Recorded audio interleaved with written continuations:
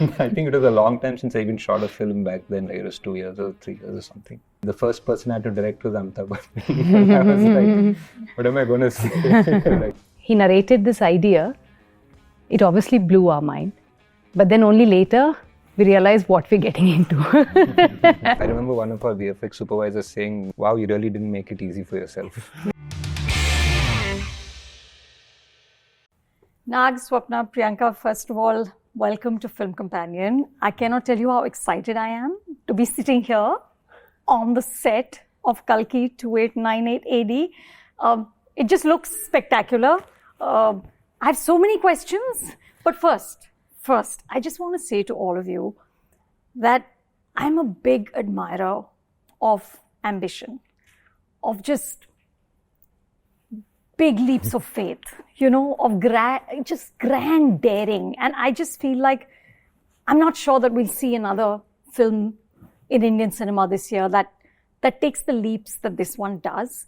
And so whatever happens on release date, you guys deserve applause for just taking that damn leap. So thank you. Thank you. Thank you for doing that. And Nag, you just want to tell us where we are? We're in Kasi. Yeah, we should welcome you to the sets of Kasi. Kasi. Welcome to 2898 AD. I love it. I love it. Yeah. It's been, less than 24 hours since the trailer released. Millions of views across languages. Bookings have started in the US. This baby that came out of your head, that the two of you have helped bring into the world, is now just going out there, right? You're getting feedback from all over the globe. You're waiting. Everyone's sort of breathless with anticipation. What is your state of mind? Are you guys sleeping at all? Oh, that's a good question for him. No, I don't think any of us are fully. Really? But yeah. It's the last leg, right? It's the last dash to the finish line. Like with every film, like till somebody pulls the hard drive out of your hand, it's not done. So this one's going to be like a bigger tug of war, I think.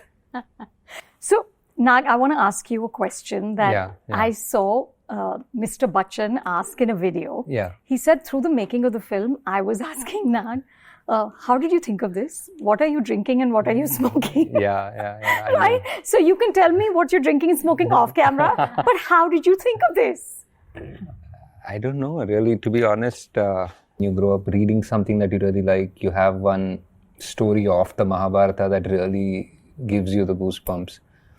And then you realize that, or even something from Greek mythology, the stories. I remember like the stories of Medusa or something when I was growing up in school. So there's like so many mythology and sci-fi stories. And I was like, we come from a country that is already so rich with these tales, with these stories and folk.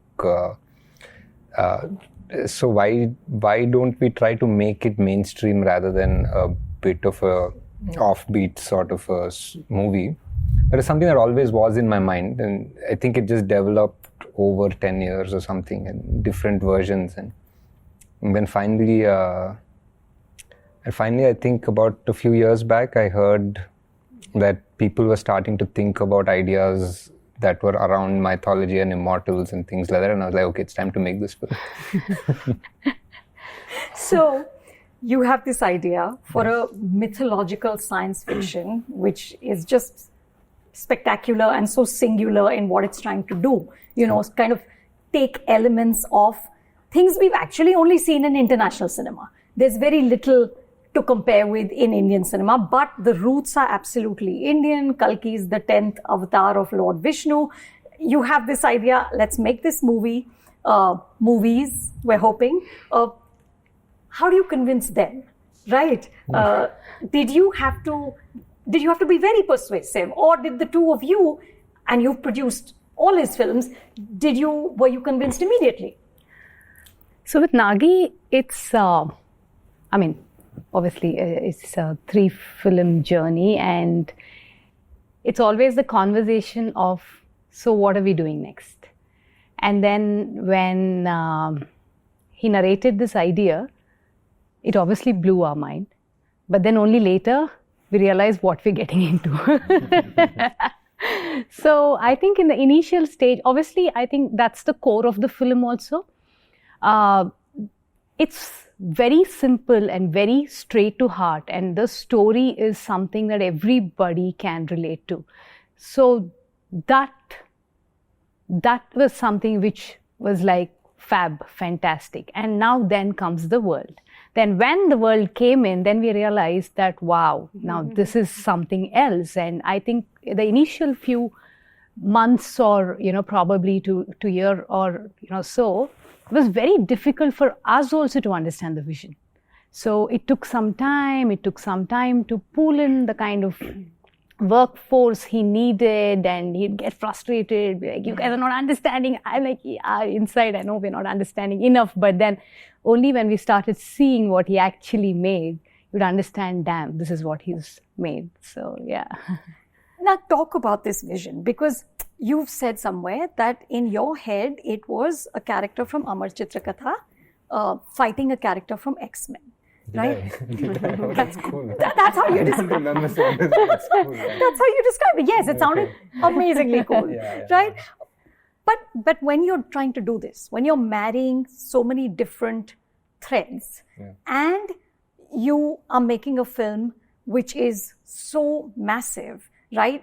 Even in terms of scale and of course in terms of budget, so you have to make it kind of be all things to all people, right? It has to play across demographic.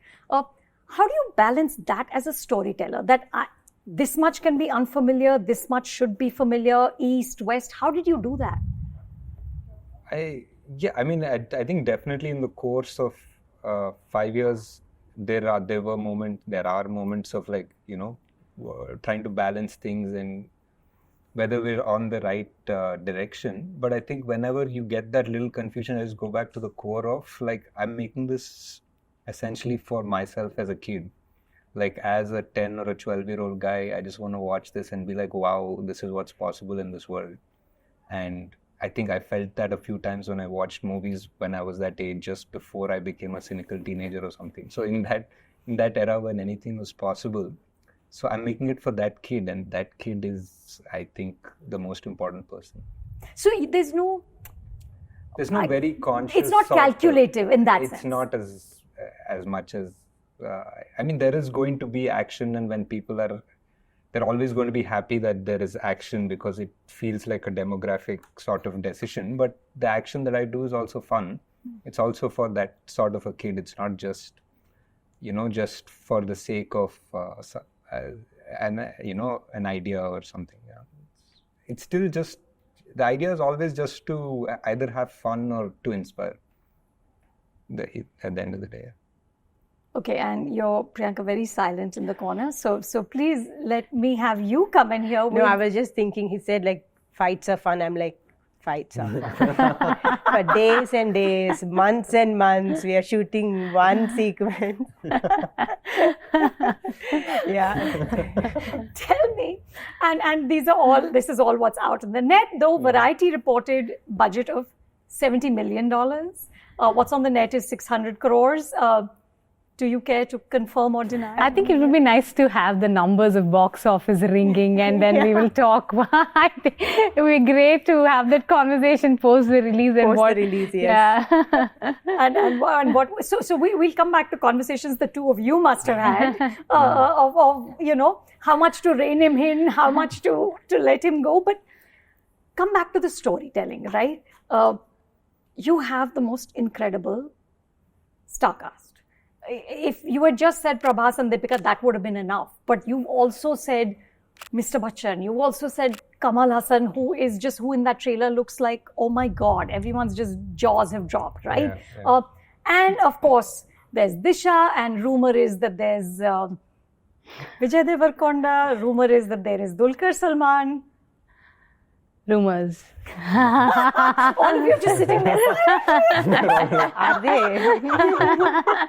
Well, listen, Dulquer was so charming in Mahanati that I'm like, bring him in, just even for a scene, we'll be happy. Yeah. But what was a day on the set like?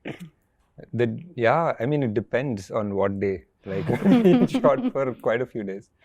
I think a movie like this is something.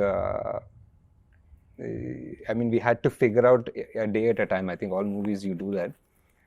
And for this one, right from designing stuff like the set that we're in, and we're always trying to make it familiar yet futuristic, and then whether it's costumes or the way a character would speak, the casting, like whenever we just have background actors, we always think of trying to mix it up with different nationalities and the way they would be. So every day on set is like a exercise of, thought, like how it would be. And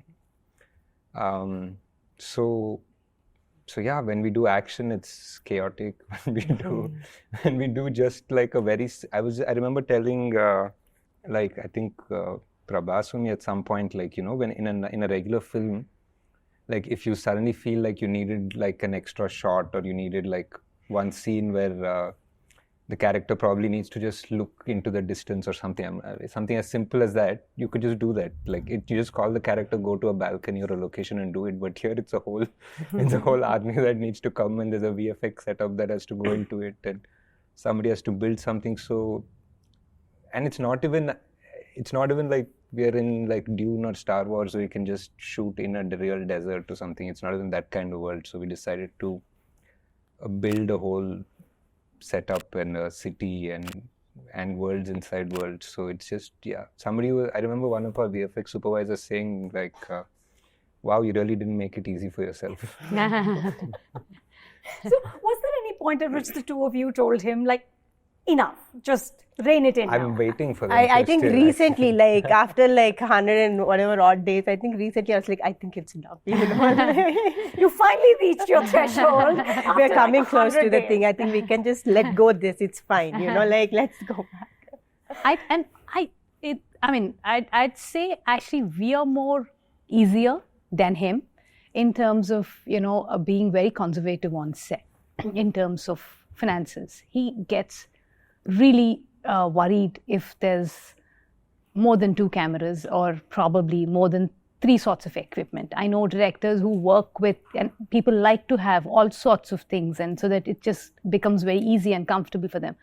Our man is always looking at, should I pack up Jimmy at 6 o'clock or, 1.5 hours? That's not your problem. You should not be worried about that. But he is that man. He will be worried about it. And so for that kind of a man, what would you have? Why would you want to put a threshold? Because he knows what he's doing, and we need to give him what it deserves to put that vision out. Yeah. So the threshold only would be like, it's 4 a.m. maybe, we'd rather shoot another day. Let's let them go. So pretty much that. One of my favorite scenes in Mahanati is when the director is telling the great actress Savitri to have a single tear when the camera comes to a certain position, right? And of course, she does it. Are you a director like that? He is. He is. Yeah. While he paused, you were like, yes. I don't know, actually. I'm just trying to imagine what kind of a director I am. I'm not fully sure. But yeah, there are a few things I let go, and there are a few things I take a long time for. Like I think, you're very exacting with some things. Yeah, I think I started off as an editor, so there are a few things which some people feel like they need it so many times, and I'm like, you don't. It's going to go really fast. And there are a few, so maybe I'm that kind of guy. No, he's definitely. He's that person. He definitely likes perfection to whatever level he can. Unless the actor's really tired and be like, listen, I can't do beyond this. Otherwise, he'll I think will want what he wants. Yeah. Nag, how do you tell Mr. Bachchan or the I great Kamal Haasan what to do? No idea. I always found it silly actually trying to tell them something about acting or their performance, but especially Mr. Bachchan sir, because we started our journey with him in this film. Like the very first day of shoot was with him, and like just I think it was a long time since I even shot a film back then. Like it was 2 years or 3 years or something. And then the first person I had to direct was Amitabh. I was like, what am I going to say? Like, sir, like a little slower or something. Like it just sounded silly. Yeah. didn't work. You want to try it again? Yeah, but what I realized, I think down the lane with all of them was they really want to be part of the process. Like none of them. They want to be directed. They want to be directed. Yeah. They don't want to think that they know what they're doing. They're fully, especially the bigger they are, like Bachchan sir or Kamal sir, they are even more open to being malleable and more ideas. They're like, they don't want to do what they've done before. They're like, don't make me be Mr. Bachchan or Mr. Kamal Haasan. I don't want to do that. Which is what makes them great. Yeah, fully. So they were open and receptive and... Fully they were, yeah. And they were like, this, like the action that you will probably see Mr. Bachchan do at, it's just, it'll be great to watch him on film doing what he's doing. So, one of the recurring notes in the BTS videos and all the material we've seen so far is starting from scratch, right? And I found that like just so interesting because obviously that's exactly what you guys did. When you create a world, you're creating costumes and currency and language and everything, right?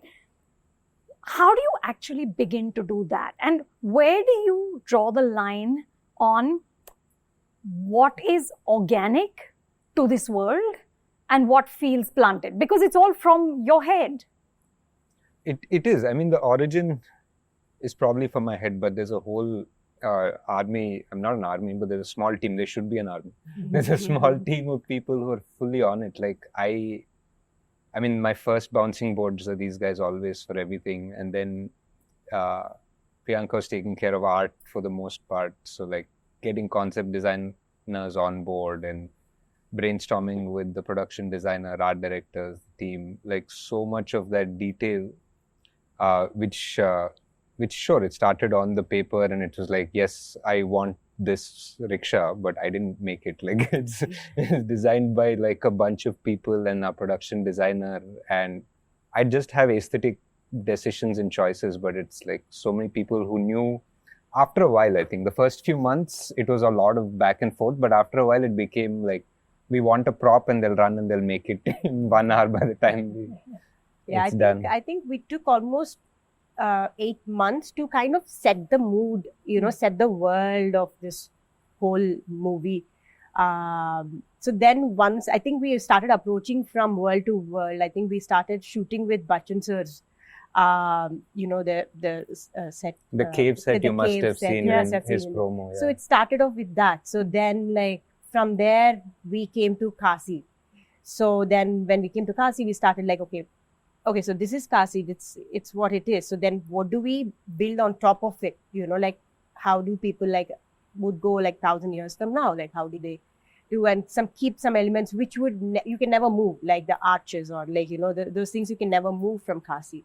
So on top of it, like the mechanical stuff, like again, like just try to go like few hundred years and be like, okay, what do I need? Maybe there's no food, maybe there's no this, maybe there's no material. So, like approach things like that. So then we started building vehicles. Vehicles also is pretty much like, engineering, like, okay, now just go hubless wheels or like just... We had a call out at some point for production engineers basically. So people were like, what are you guys doing? Then at some point we had a call out for... I remember for chemical engineers because we wanted a different kind of blast. Like I didn't want like a regular like petrol blast because I was like, there's no petrol. Correct. I don't know if we fully achieved that, but like, there's no petrol blast. Like what kind of blast do we do? So there like a bunch of guys throwing some chemicals around trying to burn it, and we had chefs like. People were like trying to make food, like, like food bars and stuff like that. So there were like a bunch of chefs trying to every time there's something. Food, there are like 4 people I know who are crying, like in the production design team for sure. Like, what do we do? How are we going to make this in this scene? But now for you're sitting there and this is of course the ultimate playing God, right? All directors play God, but this is the ultimate because you're actually creating a whole world, which is purely from your imagination. Yeah. Was it pure instinct on what this should be? Or did the two of you have a lot of input and the rest of the unit have a lot of input? I think predominantly it's his vision, fully his vision. And world building was done by Priyanka and a lot of team people. and Nitin Yeah, the whole and, team, I think. the whole production It is a team. process for sure. Like, I think because also it's not something that we turned around in a year or year and a half where we had to rush also. Something that's been going on. So for example, if we're discussing a vehicle like Buji took so long, like to build and ideate and engineer and everything. I'm saying even on the second last day of shoot, we were changing something on Buji just so it looks nicer. So I'm saying, Add things and so it's like such a long process that suddenly one AD will have an idea saying, oh, this would have been cool. And they're like, sure, let's do it. I remember going on to set one day in the evening and, they were all running around. I said, so what are we making now? They said, we're trying to make a milk bottle for a child. I'm like, wow. And then I'm waiting to see, and they're taking hundreds of different things which look like a milk bottle, and Nagi saying no to this, no to this, no to this. So it's I think, he has something in his head. Until that happens, it's a lot of process. And fortunately, I think it was a crazy team, and she spent few years to get that all right, I guess, hopefully. But Nagi, when you are doing something like this, right? Like I asked before, where are the lines? Because the truth is, with the VFX, and with enough money, but we have the talent in India now, Sure. right? To be very ambitious Sure. with the VFX. Sure. You can literally just keep playing. Sure. So how do you, as a storyteller, say to yourself that these are the parameters within which I will play?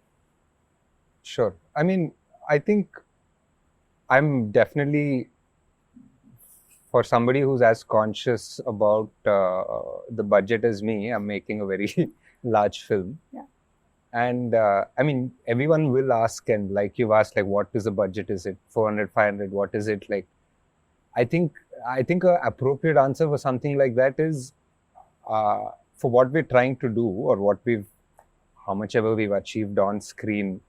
If you take away probably the star cast, and you see what we probably achieved in this, and forget about Hollywood. I'm saying, like, even in Australia or something, a much comparatively smaller thing, a movie like this would have cost 3 times what we're doing. So our ambition is 3 times as large as our budget.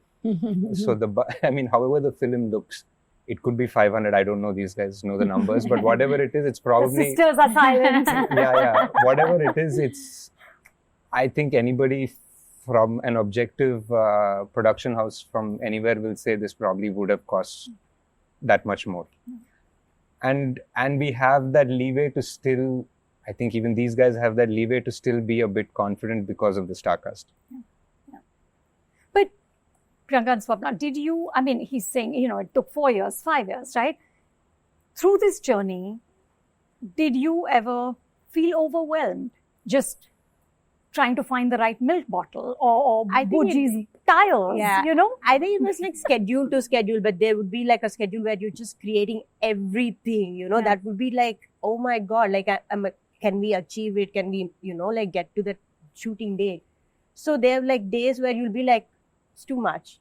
But then again, you'll be shooting with the same things for like a month or two, then you'll be like, okay, it's the same stuff, like, then again, you'll be creating things. And so it's a very like, it's a graph, where you'll be just like, I can't do this. And elated, panic, panic. All kinds of emotions. So I don't know if you know this story, but Yash Johar, Karan's father, used to say that when Karan started to make Kabhi Khushi Kabhi Gum, which at that point was the most expensive Indian film ever made, he had some budget in mind, some 20, 25 crores, which at that time was a lot of money. And apparently when the first song cost 3 crores, because Karan wanted Swarovski and Jamewar shawls and all the rest of it, Yashji just tore up the budget dramatically and said, now it is what it is, kind of thing. Did the two of you have that moment on this film? So I tell Priyanka at times, when she's like, hey, how many cars do we have? I said, like, I don't think we should really worry about those things at this point. And also, like, especially with someone who's as conscious as this man, you cannot have a restriction in the head, because he's definitely asking only for what is needed in the film. Yeah. He will not want to splurge on 500 junior artists. He says, I can manage with 100, make it look like 500. In fact, we are the ones who'd like, another have 50. more, Take another 200. Let's don't not stress and things like that. So, we just get it right.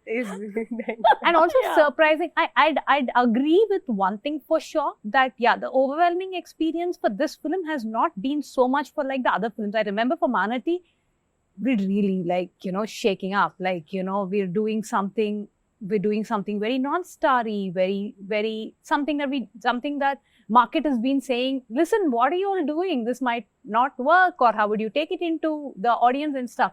This film is not that. You have a certain sort of, comfort with the star cast and with the storytelling and the commercialism and things like that. So I think I was a bit relaxed, which he's pretty angry with. Like, you can't be relaxed. You need to stop. Like, you need to, be more stressed. Be more stressed, or tell me like to stop somewhere. But But there's also, of course, your dad, who's such a veteran producer, right? And it's the 50th year of Vajanti movies. This is very tricky, right? You're married. How did you, if there were creative, financial conversations, how do you balance between father and husband? So there's, with my father, I just take that answer with my father. The budgets and don't align together at all. He's like, do whatever cinema needs. So he's that human being. So I was, at some point of time, I remember when we were doing Everday, I said, we are cracking a day cost in 1 lakh rupees. He said, you guys are unfit for cinema. Cinema is beautiful. Cinema is meant to be, large. And you can't count pennies. You can't compromise. Wow. So that still rings in my head. So my dad's issues won't be budgets. He's like, the date. When are we releasing the film? What are we doing with it? Are we shooting? Are we like, using the dates? Are we like, those things? But yeah, he never like talks about, he only like what song, like what are the colors you're using. He loves, creating stuff. And with her, he has different conversations. But with us together, it'll be more for the film, not like the budgets or anything. But at the end, I'm sure we maneuver well also. When it comes to me, she does. Yeah. It's me. And this is the advantage of all in the family also. So we maneuver well. But there's never, like, do you set rules of engagement that we don't talk professional at a certain time? Like, how do you separate? Nothing. That's not there, I think, especially with this film, even, at home and stuff. But I think after Everday, me and Priyanka have we figured out how to work with each other. Yeah. So you've separated We've separated jobs. Yes, we separated. Like, in sense, like, make it, but this is what I will. You're responsible for something. Yeah, and then when we have to come together, we come together. When I need help, she's there. When she needs help, I'm there. But then that's given us a great way of, a structure. Work structure. Yeah. Nice. Okay, now coming back to the film, one of the most striking things in the trailer is the BGM, right? And for a world like this, you need that. I mean, with Star Wars, you remember, like, when you hear those notes, that's what makes your hair stand on end, right? And I was just thinking, I was like, okay, you've got this great composer, Santosh Narayan. Did you figure out whether people in the future sing or not? Who, like in songs? Yeah, like how do songs work in they still sing. 28, 98? Yeah, they sing. They do sing, right? I was really hoping for that. Santosh. Are they singing in the film? I didn't know this. Nobody. They're not lip syncing and singing, but their songs. No, they do actually. No, there is singing in the film. Oh, yeah, there is. There's like a proper lip sync song also, but it's not like a song and dance number sort of thing. But yeah. Was that tricky to figure out?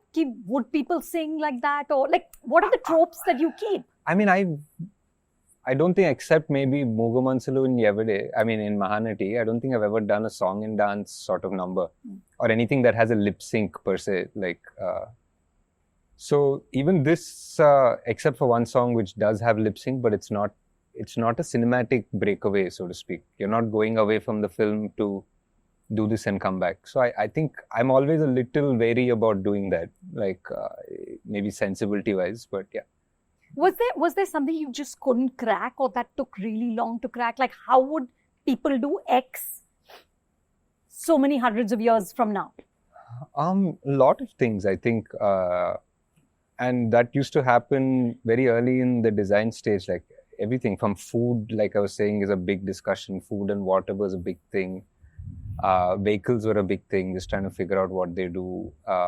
People's relationships, interpersonal relationships. So we're talking about the Kali Yuga, where people say that society is in a certain way. And we're trying to extrapolate this, and we realize the world's already in a pretty messed up state. So how do you extrapolate that? Like how do you make it worse? How do you make it worse? Like, every example that I remember, we sit and brainstorm saying, okay, this sounds cruel. We're like, but that's in the front page today. Like how can it be? Yeah.